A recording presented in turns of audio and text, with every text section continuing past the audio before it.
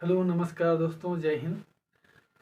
आपको एक बात से मैं शुरुआत करना चाहता हूँ और ये एक कहानी है कुछ ऐसी जहाँ पर आपको एक समय के लिए आप सोचो, हर कोई हर एक दूसरे के लिए दुश्मन हो और हर एक दूसरे का सर या गला काटना चाह रहे हो। आपको कैसा लगेगा? सोचो, हम जिस दुनिया में रह रहे हैं, हम जिस स्थान पर रह रहे हो, जहाँ हमारे परिवार पूरे रिलेशन के लोग सभी एक साथ रह रहे हो और हमारा इतना घनिष्ठ संबंध होता है। सुनते नहीं तो पुराने दादा परदादा किसी ने हमें तो कहानी तो जरूर ही बताई होगी कि हम लोगों के साथ कैसा हुआ था। चलिए खैर बात छोड़ते हैं, लेकिन हम शुरुआत करते हैं कि आखिर इसका कारण कहाँ था। उसकी जड़ भी तो कहीं बोई गई होंगी, और ऐसा थोड़ी ना कि सीधे कहानी आ गई सीधे युद्ध पर। तो ये कुछ कहानी आपको थोड़ा शायद लगे इंटरेस्टिंग लगे, थोड़ा ध्यान से सुना। ये कहानी थी 1914 से शुरुआत हुई थी प्रथम विश्व युद्ध की, जहां पर एक कहानी थी। ऑस्ट्रिया जैसा एक देश हुआ करता था, यूरोप का था, जहां पर ऑस्ट्रिया जैसे देश थे। और आपको पता होगा कि 1700 के आसपास में उधर देशों में, या 1800 के आसपास 1700 से काफी आपस में यूरोप में मध्य आपसी देशों के मध्य में युद्ध चल रहे थे, गृह युद्ध जैसे चल रहे थे। चाहे वो कर्नाटक वार जो हमारे यहाँ पर हो रहे थे तब चल रहे हों, तो ऑस्ट्रिया और जैसे कई देशों के बीच में, ऑस्ट्रिया जैसे ब्रिटेन में देश था या अन्य देश थे, वहां पर देशों के मध्य में आपसी राजाओं के युद्ध चल रहे थे।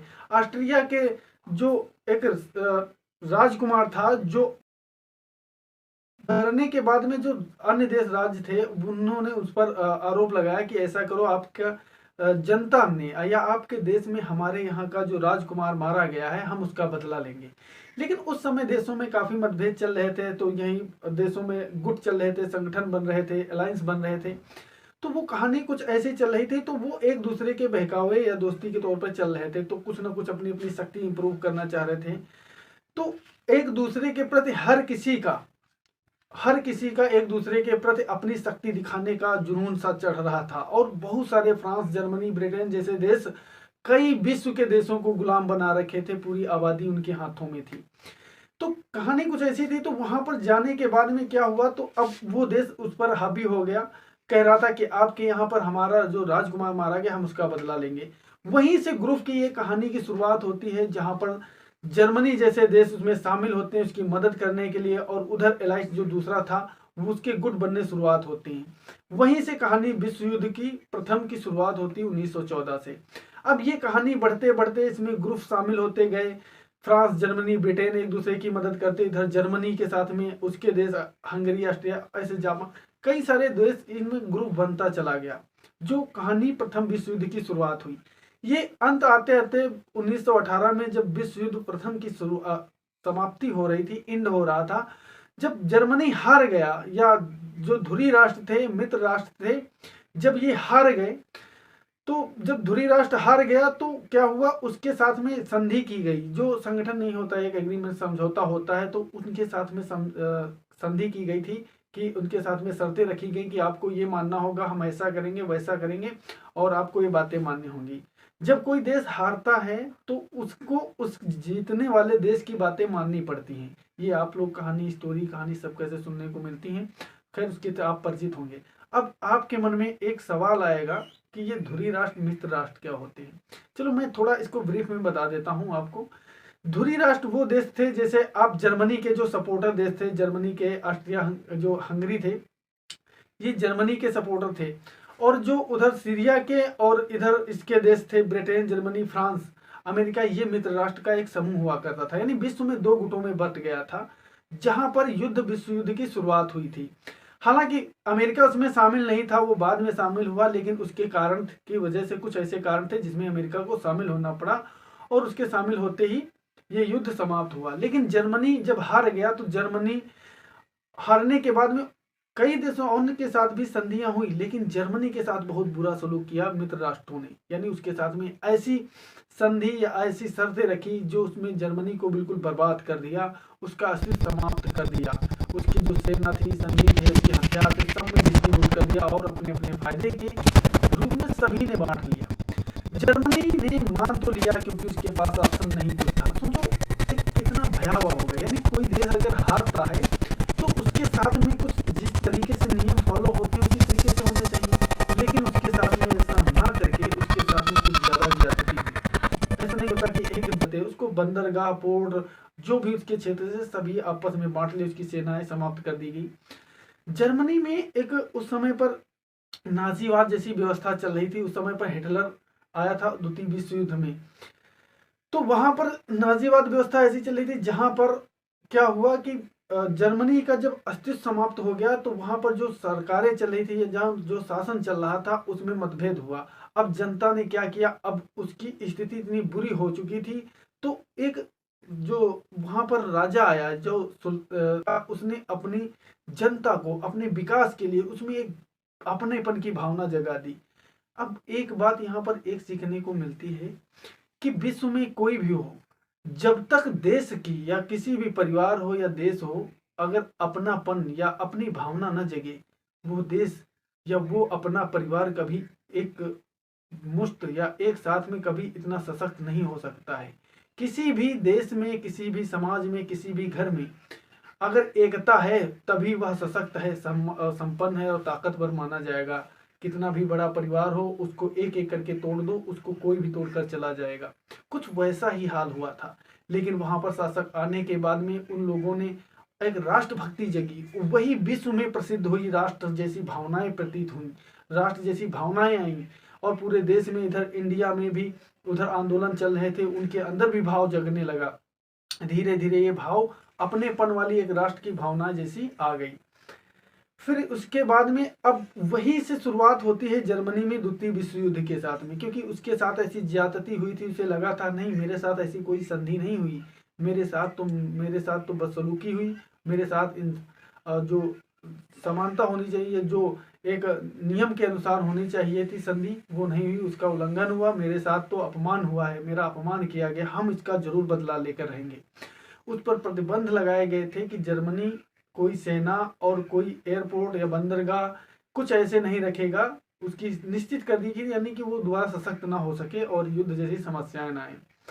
लेकिन फिर क्या होता है, फिर वहीं पर चलते चलते जब 1939 का दौर आता है, उसने अपनी सेनाओं को धीरे धीरे बढ़ाते बढ़ाते अपनी सेना शक्ति सब कुछ बढ़ाते रहे, बढ़ाते बढ़ाते 1939 ऐसा दौर आया जहां पर विश्व युद्ध द्वितीय की शुरुआत हो गई।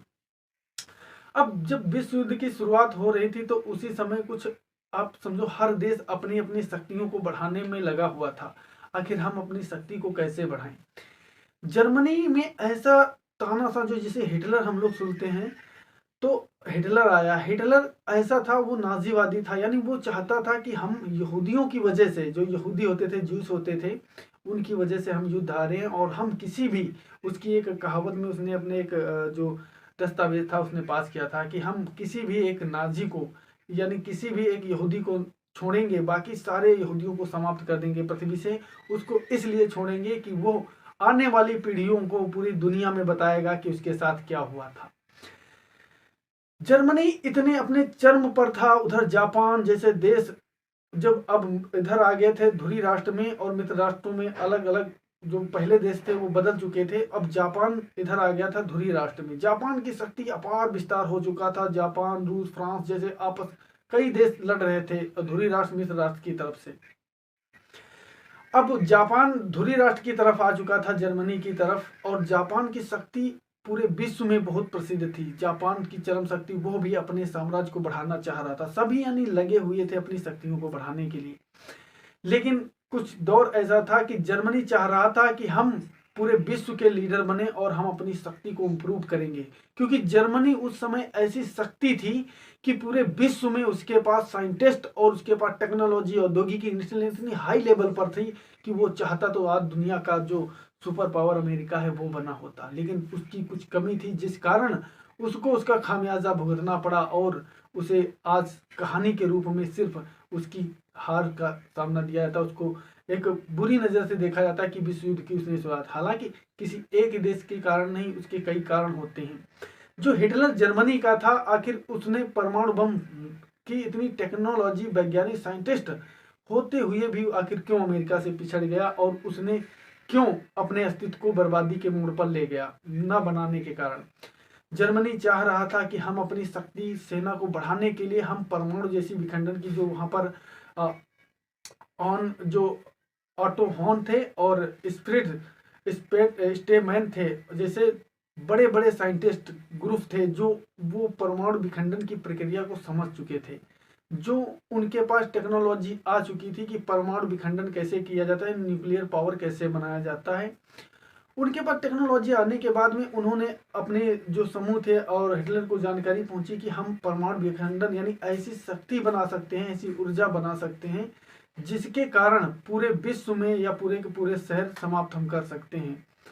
यानी ऐसी शक्ति के बारे में पता लगते ही वहां पर पूरे देश में यानी पूरे देश में इतनी भयंकर जो डर फैल गया, माहौल फैल गया कि पूरे विश्व में जब खबर ये पहुंची तो लोगों में एकदम सदमा आ गया कि अरे आने वाले समय में भविष्य यानी मानवता पृथ्वी पर से समाप्ति हो जाएगी और कोई अस्तित्व नहीं रहेगा। ये आखिर समझ में ये तो आता है कि आखिर ये ऐसे मामला जो था, इतने टेक्नोलॉजी या खोज थी उसके पहले नहीं थी, और अगर आई तो ये अमेरिका के पास कैसे पहुंच गई। उसका कारण ऐसा था कि जर्मनी में नाजीवाद व्यवस्था चल रही थी। हिटलर जितने भी साइंटिस्ट थे वो यहूदी थे, कई अन्य भी थे, लेकिन वो यहूदियों के साथ इतना बुरा बर्ताव कर रहा था, प्रताड़ित कर रहा था, जिसके कारण जितने भी साइंटिस्ट थे वो भाग रहे थे इधर उधर। यानी पूरे देश में माहौल फैला हुआ था कि अपनी जान बचाने के लिए लगे थे। अब जो जर्मनी थे, जर्मनी में जैसे कौन कौन से बहुत सारे देश आपको सुना, आप स्टीमन हाइमर जो सुन रहे थे, जो आइंस्टीन जैसे बड़े बड़े साइंटिस्ट थे वो भी उसी ग्रुप में शामिल थे। उस ग्रुप में शामिल होने के बाद में, इतने बड़े बड़े साइंटिस्ट होने के बाद भी लेकिन जर्मनी नहीं कामयाब हो चुका, क्योंकि उसका कारण था जर्मनी का हिटलर, खुद जर्मनी का शासन, जिसके कारण उनके अंदर ऐसा माहौल फैला था कि अपनी जान बचाने के लिए भाग रहे थे। ये कहानी 1938 से शुरुआत होती है, जहां पर जर्मन का तानाशाह यानी हिटलर ये परमाणु विखंडन जैसी प्रक्रिया जब ऑटो हॉर्न और फ्रिड स्टेनमैन जैसे साइंटिस्टों ने जब इसकी खोज की तो उनकी जानकारी उन्होंने पहुंचा दी थी। पहुंचने के बाद खुशी इतनी हो गई कि चलो ठीक है हम इसको करेंगे। लेकिन उसमें जो एक साइंटिस्ट हुआ करते थे,